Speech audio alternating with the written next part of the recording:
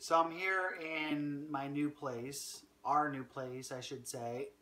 We just moved in most of our stuff over the weekend, and I was just reflecting today on how crazy we've been blessed moving into this house. And people say, "Oh, I'm blessed," and it's like you don't always get like the detail. And I feel like if I believe in God of the Bible, which I do, that the things in my head that make me believe that I'm blessed, that are so clear, so tangible, are totally worth sharing.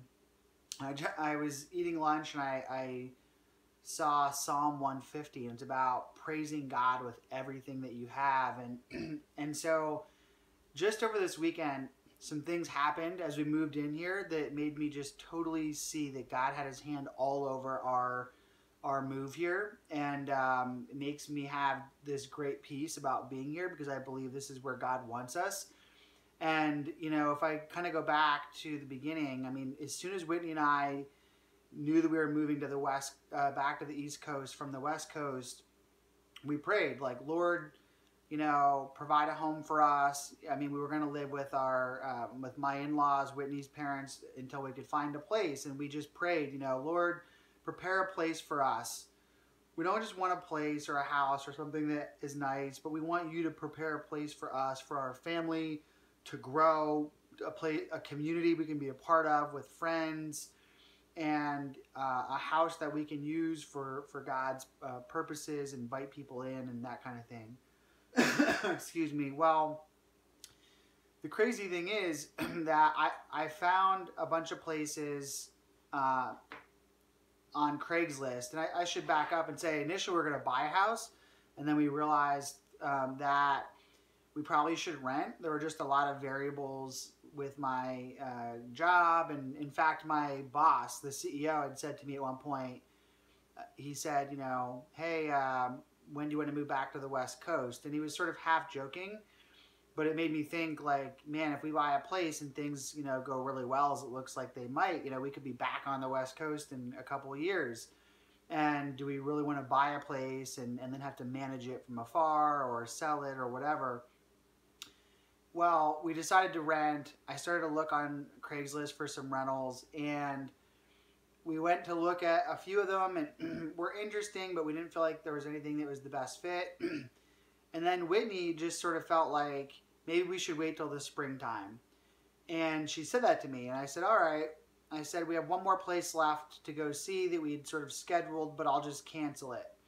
And she said, no, let's go see it, so at least we have an idea of like what's out there.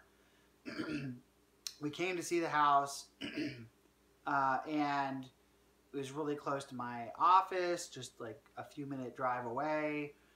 Really neat house, lots of character, plenty of room for us, close to a library, so Whitney could have stuff to do with the kids. And long story short, we saw it, the price was great, and we felt like we should do it, that we should move sooner than later. And the deal worked out with the landlord, and we're like excited to move in. But at that point, it wasn't like, oh wow, God blessed us with a great place. I mean, I wasn't saying that. And then what happened was things just started to happen where, and this is such a crazy story that you couldn't even make this up, but long story short, I got a text message from a woman that I have a very funny story about. On Whitney and my first date, we met at a restaurant, and this woman just came over and sat down at our table, and I didn't know her, Whitney didn't know her, and she put her arm around me and she said, this is a really great guy.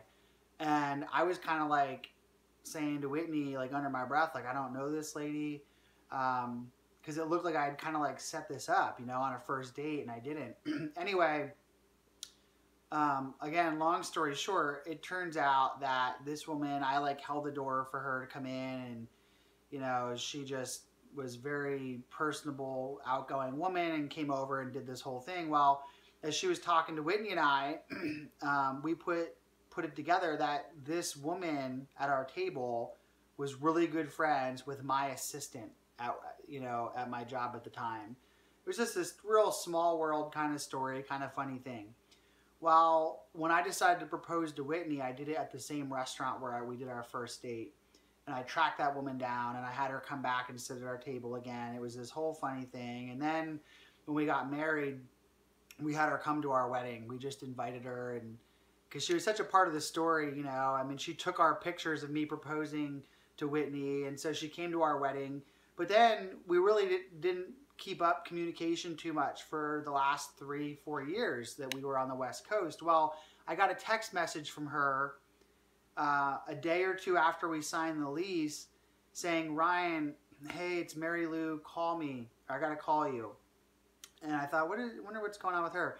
Anyway, she calls me and tells me that she gets up and goes walking every day with her neighbor at 6 in the morning. And that morning, her neighbor was telling her about this new couple that had moved in next door named Ryan and Whitney. And she said, immediately I knew it was you.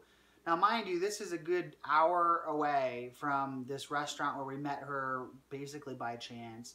And so here, this woman that we had at our wedding is our neighbor now.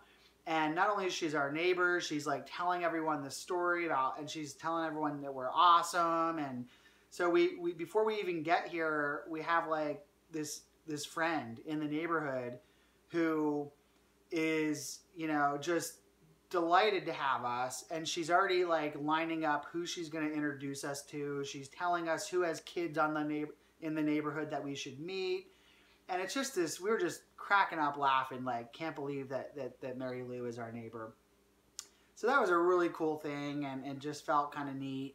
And at that point I started thinking, all right, God, you're just giving us favor. This is really cool.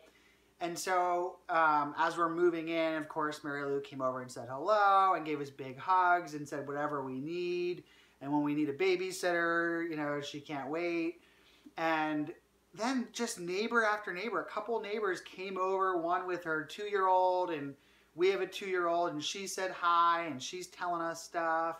And then another neighbor kid stops by, and he comes up and shakes my hand and says, if you need anything, I do tree trimming. And we're just like, wow, these people are so nice. And like a bunch of people were saying hello. And a neighbor across the street came over, and turns out they have a Swiss Mountain Dog, which Whitney and I have always wanted a Swiss Mountain Dog, especially Whitney. And then they have another dog that's a Catahoula mix, which is a rare breed that my parents have. And so we're just like, this is like just a feel-good story. Then Whitney and I decide to take a walk to help Lucas fall asleep while we're unpacking. We walk down the street. Totally unbeknownst to us, we come around this corner, and there's this amazing playground like at the end of our street. And Whitney is just like got this big grin because she's going to be down there like most of the week with Bowden, who just loves playgrounds, and Lucas too. And we're just like, this is amazing. And we go down to grab something to eat later on, and we're sitting at this tavern, and people are just looking at Lucas, the baby. They're just smiling. And then another couple sends a round of drinks to us. And I go over and thank them and say hello. And we find out they're our neighbors and live a block away. And we're just like, just smiling yesterday as we were unpacking, thinking, wow, God is so good. Like, we're already connected in this community. We're not even living here yet. And we already feel like connected. We literally were invited to a New Year's Eve block party where you go house to house, and they're like, bring the kids. They make milkshakes, and it's just like, we're so blessed. And I just think that God is so good. It's worthy of praising Him and telling you the very practical ways why I would say that, like how that is fleshed out.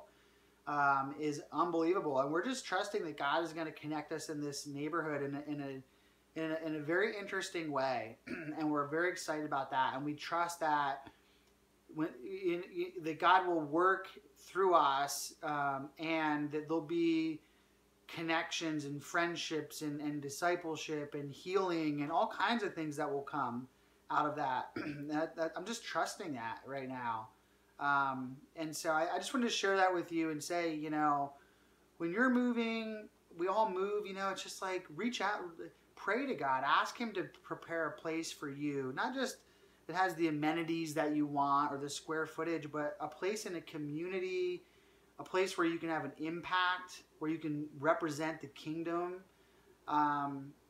Because right now I'm just like totally feeling that God has answered that prayer in a huge way, and just wanted to share that with you. So, so anyway, yeah, as always, thanks for listening, and that's it.